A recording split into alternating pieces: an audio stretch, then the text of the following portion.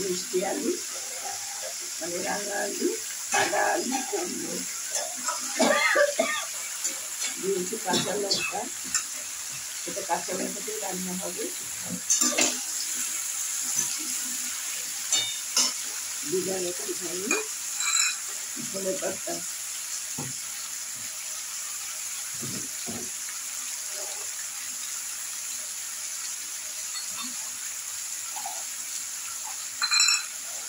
দিলাম সামান্য একটু জল, লবণ দিয়ে আমি একটু। এরপরে এবার আমি একটু ঢাকা দিয়ে দেবো।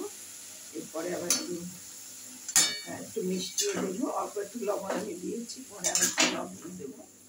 আর সবগুলো একটু মিশিয়ে আমি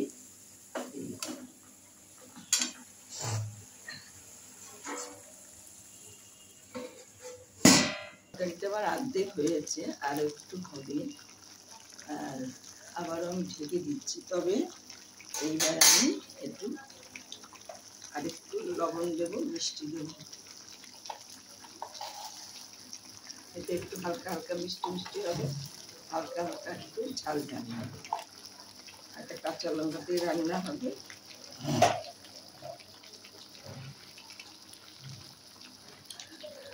এখন একটু লবণ দিয়েছি, একটু লবণ দিয়ে দিলাম।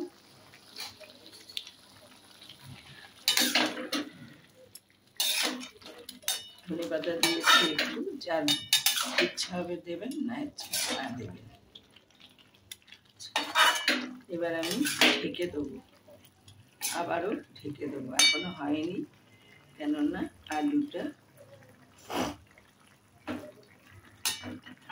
একদম ভালো সেদ্ধ হয়নি, এই জন্য আমি ঢেকে দিচ্ছি।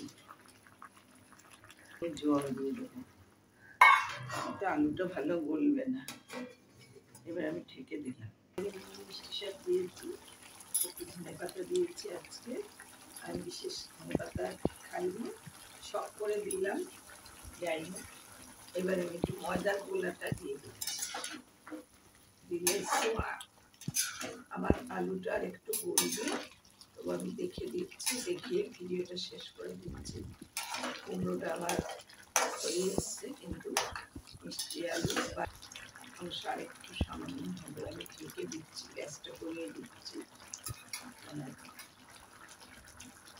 ভিডিওটা আমি এখানে শেষ করছি। লাইক, শেয়ার, সাবস্ক্রাইব করুন, আমার পাশে একটু থাকুন।